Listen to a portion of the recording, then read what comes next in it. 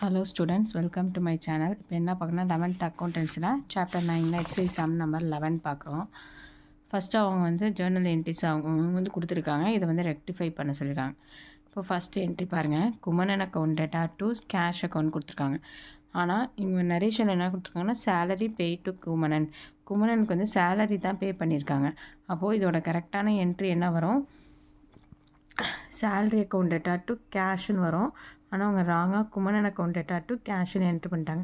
இப்போ நம்ம correct entry salary. அப்போது சேலரியை டெபிட் பண்ணிவிட்டு குமரனை கிரெடிட் பண்ணிட்டா ரெக்டிஃபை ஆகிடும். ஜர்னல் என்ட்ரிஸ் ஹெட்டிங் போட்டுங்க, டேட்டு பர்டிகுலர்ஸ் டெபிட் கிரெடிட் எழுதிங்க. இப்போ என்ன சொன்னேன், சேலரி பெய்ட் டு குமரன். அப்போது சேலரி அக்கௌண்ட் டேட்டா டு கேஷ்னு வரணும். அவங்க குமரன் அக்கௌண்ட் டேட்டா டு கேஷ்னு சொல்லிட்டு தப்பாக எழுதியிருக்காங்க. இப்போ சேலரியை டெபிட் பண்ணிவிட்டு குமரனை கிரெடிட் பண்ணால் ரெக்டிஃபை ஆகிடும். Salary account data to Kumaran account எவ்வளவு 10,000. நரேஷன் எழுத மறந்தாங்க. Next Senguttuvan account data to cash அப்படின்னு கொடுத்துருக்காங்க.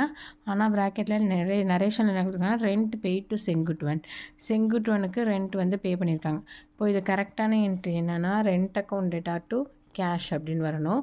ஆனால் ராங் என்ட்ரி வந்து Senguttuvan account data to cash அப்படின்னு சொல்லிட்டு கொடுத்துருக்காங்க. இப்போ கரெக்ட் என்ட்ரியில் ரெண்ட் என்ன பண்ணியிருக்காங்க, டெபிட் பண்ணியிருக்காங்க. அப்போது ராங் என்ட்ரியில் செங்குட்டுவனை கிரெடிட் பண்ணிட்டா ரெக்டிஃபை ஆகிடும். என்ன போடுவீங்க, rent account data to Senguttuvan account எவ்வளவு 6,000. ஓகேவா? நரேஷன் எழுத மறந்துடாதீங்க. Next cash account data to sales. ஆனால் ப்ராக்கெட்டில் ஃபர்னிச்சர் சோல்டு ஃபார் கேஷ், அதாவது ஃபர்னிச்சர் குட்ஸை தவிர வேறு எதை அசட்டை சேல்ஸ் பண்ணியிருந்தாலும் அதோட நேமில் தான் வரணும்.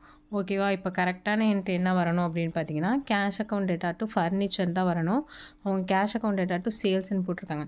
இப்போ கரெக்ட் என்ட்ரியில் ஃபர்னிச்சர் வந்து கிரெடிட் இருக்குது, சேல்ஸை நம்ம டெபிட் பண்ணி போட்டோம்னா ரெக்டிஃபை ஆகிடும். Sales account data to furniture account எவ்வளோ 2,000. நரேஷன் போட மறந்துடாதீங்க. ஓகேவா? Next cash account data to Kumararaja account. Good sold for Kumararaja for கேஷுக்கு தான் வந்து குட்ஸை சேல்ஸ் பண்ணியிருக்காங்க. அப்போது cash account data to sales அப்படின்னு தான் வரணும். ஓகேவா? கரெக்ட் என்ட்ரி என்ன வரணும், கேஷ் அக்கௌண்ட் டேட்டா டு சேல்ஸ்ன்னு வரணும். ஆனால் அவங்க வந்து கேஷ் அக்கௌண்ட் டேட்டா டு குமரராஜான்னு போட்டிருக்காங்க. இப்போ கரெக்ட் என்ட்ரியில் சேல்ஸ் வந்து கிரெடிட்டில் இருக்குது, இந்த ராங் என்ட்ரியில் குமரராஜா கிரெடிட்டில் இருக்குது.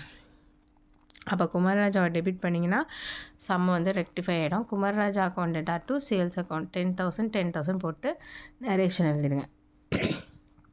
Next Manimaran account data to purchase account. Goods taken by the proprietor mister Manimaran for his personal யூஸ்க்காக குட்ஸை வந்து என்ன பண்ணியிருக்காங்க, மணிமாறன் டேக்கன் பண்ணியிருக்காங்க. இப்போது பர்சனல் யூஸ் அப்படின்னு வந்துச்சுன்னா அதுக்கு என்ன போடுவோம், ட்ராயிங்ஸ் போடுவோம். அப்போ drawings account data to purchase அப்படின்னு போடுவோம். ஓகேவா? பர்ச்சேஸ் பண்ணியிருக்காங்க, அதாவது ஓன் யூஸ்க்காக பர்ச்சேஸ் பண்ணியிருக்காங்க, பர்சனல் யூஸ்க்காக. அதனால் பர்ச்சேஸ் வந்து கிரெடிட் பண்ணி போகிறோம். Drawings account data to purchase அப்படிங்கிறது கரெக்ட் என்ட்ரி. ஆனால் அவங்க ராங்காக Manimaran account data to purchase அப்படின்னு சொல்லிட்டு ராங்காக என்ட்ரு பண்ணிட்டாங்க. இப்போ கரெக்ட் என்ட்ரியில் ட்ராயிங்ஸ் டெபிட் பண்ணிவிட்டு மணிமாறனை கிரெடிட் பண்ணால் ரெக்டிஃபை ஆகிடும். Drawings account data to Manimaran account 1,000 entry பண்ணிடுங்க. நெக்ஸ்ட்டு சம் பாருங்கள், sum number 12. The accountant of a firm located the following errors after preparing the trial balance, rectifying them, assuming that there is a suspense account. என்ன சொல்லியிருக்காங்க, trial balance prepare பண்ணுறதுக்கு அப்புறம் rectify பண்ணி சொல்லியிருக்காங்க, suspense account போட சொல்லியிருக்காங்க. இப்போ பாருங்கள், first one, machinery purchased for ₹3,500 was debited to purchase account. அதாவது மிஷினரியை தான் பர்ச்சேஸ் பண்ணியிருக்காங்க. அப்போ என்ன வரணும், ஒரு கரெக்ட் என்ட்ரினா மெஷினரி அக்கௌண்ட் டேட்டா டு கேஷ்னு வரணும். ஆனால் அவங்க என்ன பண்ணிட்டாங்க, பர்ச்சேஸ் அக்கௌண்ட் டேட்டா டு கேஷ்னு போட்டுட்டாங்க. அப்போது மிஷினரி வந்து டெபிட்டில் இருக்குது கரெக்டு, பர்ச்சேஸை வந்து கிரெடிட் பண்ணிட்டோம் அப்படின்னா ரெக்டிஃபை ஆகிடும்.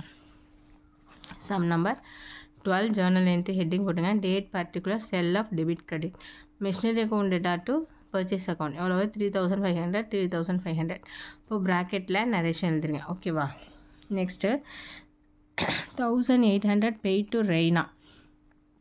ரெய்னாக்கு பே பண்ணியிருக்காங்க. அப்போ cash account data to Raina வரணும் சேலரி. ஆனால் salary was debited to he's personal அக்கௌண்ட்டில் டெபிட்டில் சேலரி அப்படின்னு சொல்லிட்டு எழுதிட்டாங்க. இப்போ கேஷ் டு ரெய்னா தான் வரணும்.